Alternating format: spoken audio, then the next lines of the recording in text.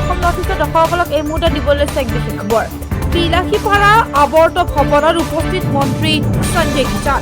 ধুবুৰী জিলাৰ বিলাসীপাৰাত আজি উপস্থিত হয় মন্ত্ৰী সঞ্জয় কিষাণ। মন্ত্ৰীগৰাকীয়ে বিলাসীপাৰাৰ বিভিন্ন স্থান ভ্ৰমণ কৰে। বিলাসীপাৰাৰ মডেল হস্পিটেলকে ধৰি বিভিন্ন অনুষ্ঠান প্ৰতিষ্ঠানসমূহত উপস্থিত হৈ পৰিস্থিতিৰ বুজ লয়।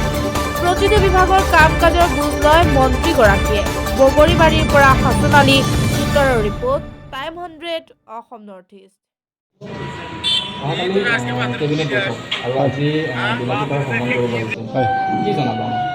হয়, নিশ্চিতভাৱে আপোনালোকে জানে যে য'তে আমাৰ অন্য দিছপুৰ এৰি পেলাই অন্য এখন জিলাত আমাৰ কেবিনেট বহে, তেতিয়াহ'লে দুটা নিৰ্দেশনা আছে যে আমি আহোঁতে এখন সমষ্টি সোমাই পেলাই তাৰে চৰকাৰী আঁচনি যিবিলাক কাম কাজ চলি আছে তাক সম্পূৰ্ণভাৱে নিৰীক্ষণ কৰিব লাগিব। সম্পূৰ্ণভাৱে আমাক তথ্য দিয়া আছে। সেই তথ্য অনুসৰি আমি আজি কেইবাটাও health centre, JJM, school, anganwadi ইত্যাদি আমি পৰিভ্ৰমণ কৰিম আৰু তাতে কাম কাজবিলাক কেনেকৈ হৈছে, ৰাইজে ইয়াৰ পৰা কেনেকৈ ধৰণৰ উপকৃত হৈছে, এই গোটেই বস্তুবিলাক অধ্যয়ন কৰি পেলাই মই ৰিপৰ্ট এটা ডিছপুৰত ছাবমিট কৰিব লাগিব।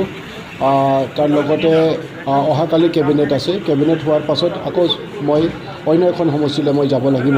তো গতিকে নিশ্চিতভাৱে ইয়াৰ যোগেদি আমি আচলতে গোটেই চৰকাৰখনে আজি আপোনালোকৰ আমাৰ বঙাইগাঁৱলৈ উঠি আহিছে আৰু একেবাৰে ওচৰৰ পৰা মানুহে আমাক লগ পাব আৰু আমিও যিখিনি কাম কাজ চৰকাৰীভাৱে চলিছে সেই কাম কাজখিনিত কিমান দূৰ সততাৰে আমাৰ যিসকল অফিচাৰ্ছ আছে তেখেতসকলে কৰিছে, যিসকল বিষয়া আছে তেখেতসকলে কৰিছে, সেইখিনি আমি নিৰীক্ষণ কৰিম আৰু এটা ৰিপৰ্ট আমি লৈ যাম। যদি ক'ৰবাত গাফিলতি আছে, যদি ক'ৰবাত অসুবিধা আছে, এইখিনিও আমি চাম।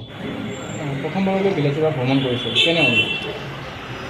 এনেইতো প্ৰাকৃতিক সৌন্দৰ্যটো খুবেই ভাল। ইয়াত মই যেনে আহিছোঁ, ইয়াতে খুব ভাল লাগিছে আৰু মই অধ্যয়ন কৰিম এতিয়া।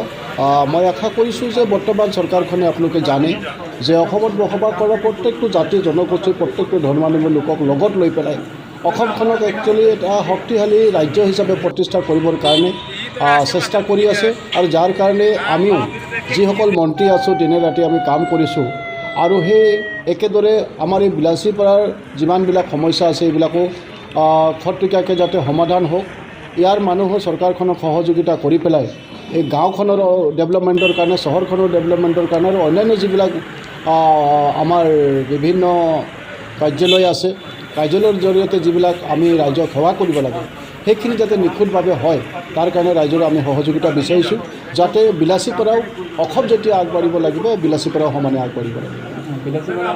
উপহাৰ দিব নেকি? নিশ্চিতভাৱে মই আজি ৰিপৰ্টখিনি লৈ যাম আৰু নিশ্চিতভাৱে আমি আজি ৰাতিয়ে মাননীয় মুখ্যমন্ত্ৰীৰ লগত আমি একেলগতে আমি বৈঠকত মিলিত হ'ম আৰু তেতিয়া নিশ্চয় ইয়াৰ যিখিনি অভিযোগ আছে বা মই এতিয়া আমাৰ পাৰ্টি অফিচলৈকো যাম, তেখেতসকলেও নিশ্চিতভাৱে আমাক জনাব।